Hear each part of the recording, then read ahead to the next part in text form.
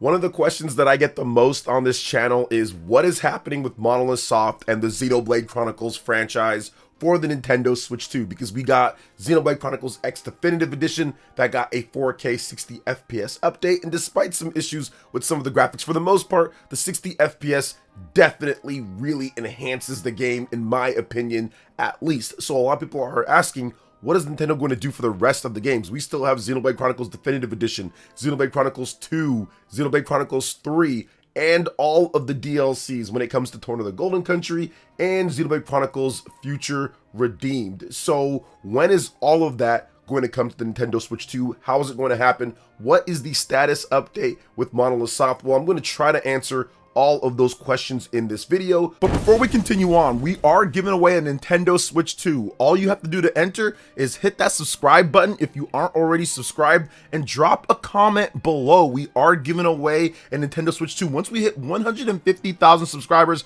and it will be random. So the more that you actually comment and interact, the better chance that you have to win. Hit that like button, click that notification bell, and let's go ahead and jump right back into it. So let's talk about what's happening first when it comes to the Xenoblade Chronicles games and them getting updates on the Nintendo Switch 2, because that is the most #1 asked question for the most part that I see people online talk about when it comes to Monolith Soft and what they're doing for Switch 2 and on my own channel. So here's what I think with this. We did get Xenoblade Chronicles X Definitive Edition, the Switch 2 edition. We got that recently, so I do think that they're set for this quarter. Now, if they're going to bring the other games over, I don't know if it's going to be in one fell swoop or if it's going to be some type of Switch 2 re-release type of thing. There's been a lot of theories out there what they could do. I'm kind of hoping, so here's my copium or hopium type of announcement, and then I'll give you guys what I think they could do, like what's the best route. So I hope that Nintendo does a re-release with all of the games on one cartridge, with all of the DLC and everything 4K 60. Now, I think that might be hard to do because the size of the games and the updates. Now, if they did some optimizations, maybe they can fit it within that 64 gigabyte limit. I do think that is a possibility, but if they can, let's just say hypothetically they could fit that all into one cartridge, that would be my ultimate hope. And not a game key card. I mean, obviously they could do game key card if they wanted to, but my hope would be an actual real cartridge, all of the data on there, all of the DLC and everything. Now, that's not likely just because Nintendo, even when they do re-releases, sometimes they put the DLCs on there and sometimes they don't, or they have extra DLC. So I'm just not really sure if that is possible, or more like not really sure if Nintendo's going to do that. It's definitely possible, maybe, but I don't know if they're going to do that. But that would be like the thing that I want, #1, if they can get that done. Now, the next thing would probably be just to release them separately, and I think that that's what Nintendo's probably going to do. So if you want these updates on the Nintendo Switch 2, you pay like $5 or something like that, or maybe even some of them are free, and maybe they do Xenoblade Chronicles 3, you pay the $5 for. It's really difficult to say. Now, the original Xenoblade Chronicles, I don't think that needs a Switch 2 edition where they re-release it and it's like the $64.99. It doesn't need that. I think a free update for that game, and this is possible too what Nintendo does, a free update for Xenoblade Chronicles Definitive Edition, Xenoblade Chronicles 2 gets a Nintendo Switch 2 edition, and then Xenoblade Chronicles 3 also gets another free update, because I do think that Xenoblade Chronicles 2 probably needs the most work, and Xenoblade Chronicles 2 is the most popular Xenoblade game, the most popular Monolith Soft developed, fully developed title that they have made themselves of all time. So that's a game that I think that if you re-released it and said, here is the game, it's much better, it runs much better, we've retweaked it, we've balanced it, we've made it to where the rare blade stuff is nowhere near as bad, like we've made it to where you have a clear path to get certain rare blades. Like if they did that, that would be a significantly better experience. I think Xenoblade Chronicles Definitive Edition, that already got tweaks over the original Wii release, and Xenoblade Chronicles 3 launched in a much better state than Xenoblade Chronicles 2, and also got quality of life updates already added to it, so it's pretty good already. It just really needs the 4K 60 or just like the 1080p 60 or whatever you want to do. It just needs a resolution and frame rate bump. So Xenoblade Chronicles 2 is the game that even if it got just a frame rate bump, there would still be a number of issues with that game. So I think that Xenoblade Chronicles 2 getting a real Nintendo Switch 2 edition and re-release just like Xenoblade Chronicles X Definitive Edition got on the Nintendo Switch 2 would probably be the best route, and what I probably see maybe Nintendo taking.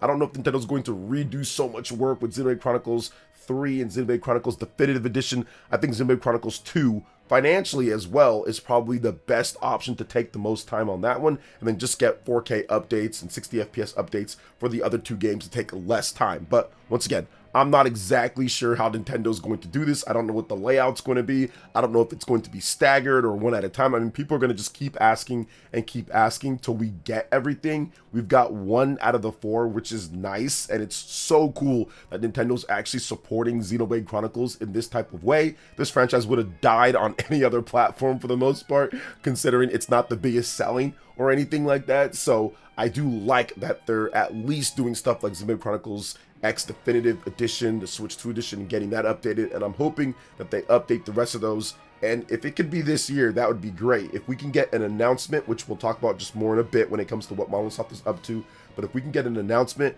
plus these updates to keep us busy in 2026 and something 2027, I think that would be awesome. We're going to talk about a number of other things here too. What has Monolith been up to? Also my Xenoblade Chronicles X playthrough, and also some other stuff that they've been doing when it comes to the hiring process. So let's first start off with what has Monolith been up to when it comes to their own development. Now, and I've discussed this many times, but they've got a new IP, they've got a new game that plays very differently than the Xenoblade Chronicles series. So I do think that they are going to go in a new direction when it comes to gameplay and some of the design. Now, will it be a new IP?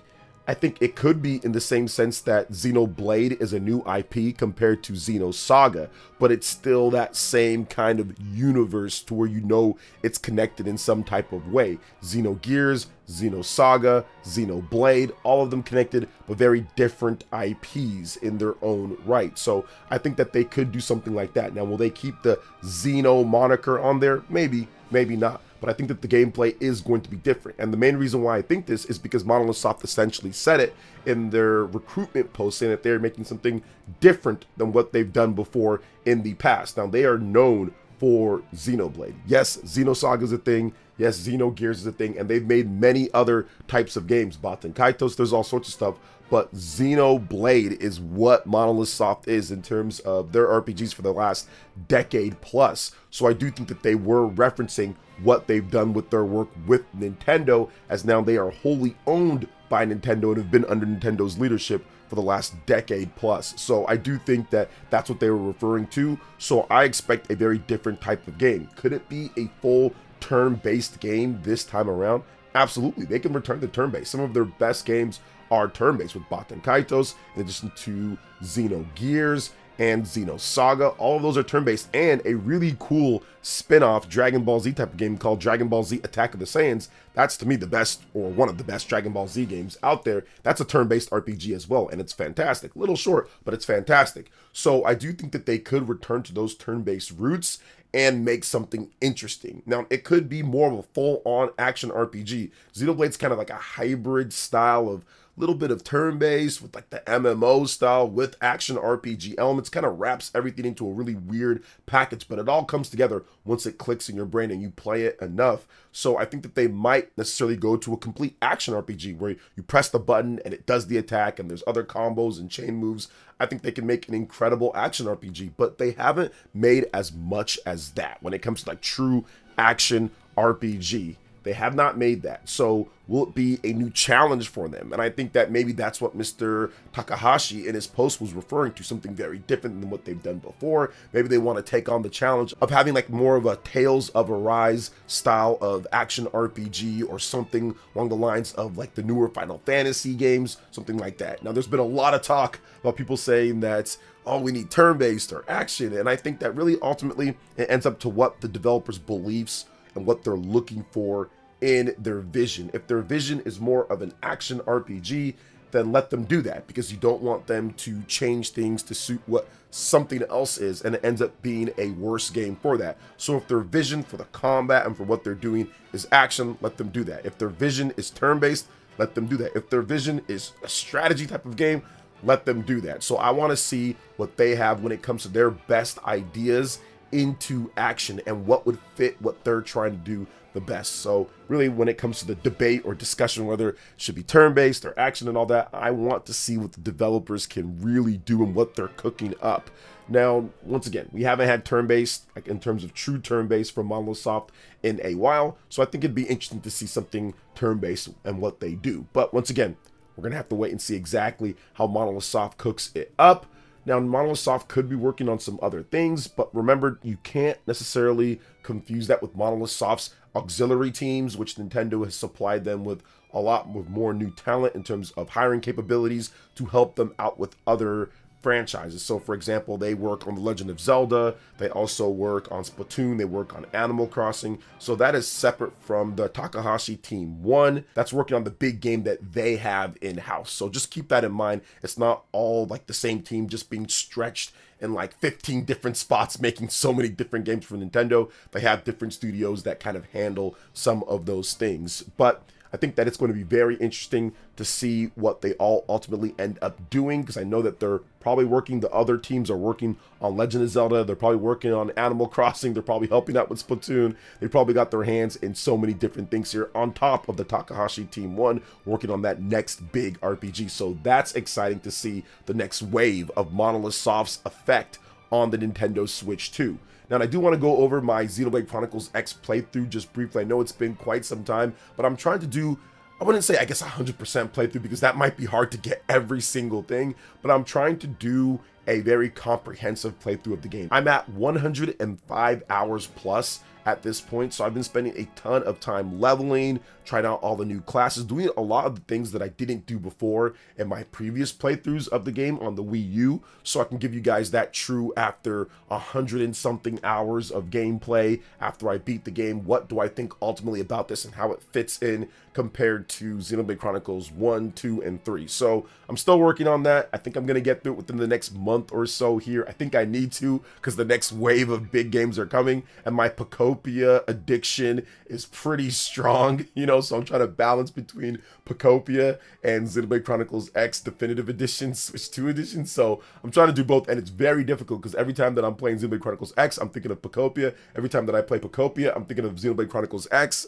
and it's just so funny. So there's plenty of stuff to play for me, but I'm having a blast. I think that this is a phenomenal game with Xenoblade Chronicles X Definitive Edition, and I'm having so much fun now that I'm collecting tons of money, and I'm actually using that money to buy all the different skells and different cool stuff in the game that I didn't necessarily experience, because I was kind of going through in a little bit of a different way, didn't know how to use Frontier Nav as good, but now I can actually buy all like the coolest mechs and do really cool stuff in the game. So I'm having a blast. It's a lot of fun. I'm enjoying it. I'm enjoying it a lot more than my first playthrough on the Wii U. I think that this game is perfectly crafted. They've added some nice enhancements to the game as well. So I'm really looking forward to finishing everything up and giving you guys my full thoughts on that, probably sometime this year. So that's still coming. Okay, let's talk just briefly about what Monolith Soft is still doing, because they are still hiring when it comes to the process of everything. And they've been a little bit more chatty on social media, not like after they announce a game, they'll be talking about a lot of different things, but they've talked about certain aspects of game development and what the people do there. And Monolith Soft is renowned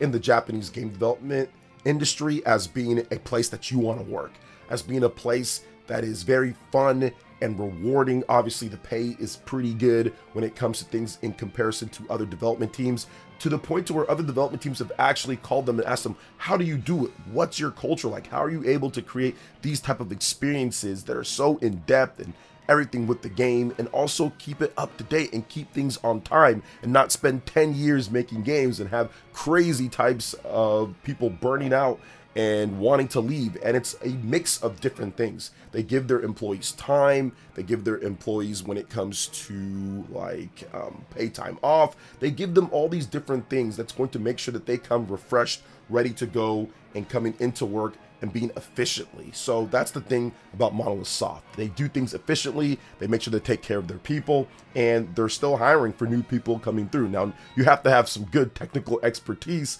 when it comes to what you do. Monolith Soft, I think that they're perfectionists in some type of ways, to where, yes, everything's never going to be perfect in one of their games. They have their faults, but they do the best that they can within the time limit that they have to create something spectacular. And I think that playing through Xenoblade Chronicles X Definitive Edition definitely makes me look at that, like, look at all this stuff between the weapons and the armor and the mechs and the animations and just the gameplay and what they've done to create this. And you can look at all their games when it comes to the Xenoblade series, at least, and say, oh my gosh, there's so much attention to detail with what they were able to do. They're doing that on Nintendo's hardware. So that's why I think it's so exciting, at least, to see what they can cook up when it comes to the Nintendo Switch 2, and why they're continuing to hire, because they're going to need a bit more help with this system. It's significantly better than anything that they've worked on before. So I think that their first game, that next big new IP, is going to be incredible to lay your eyes upon. I think it's going to be so awesome. So I cannot wait for that, which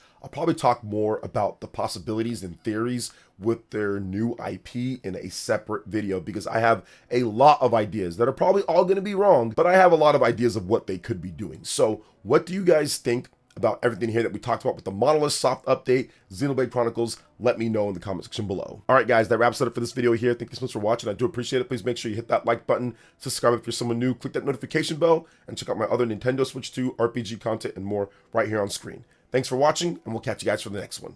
Peace.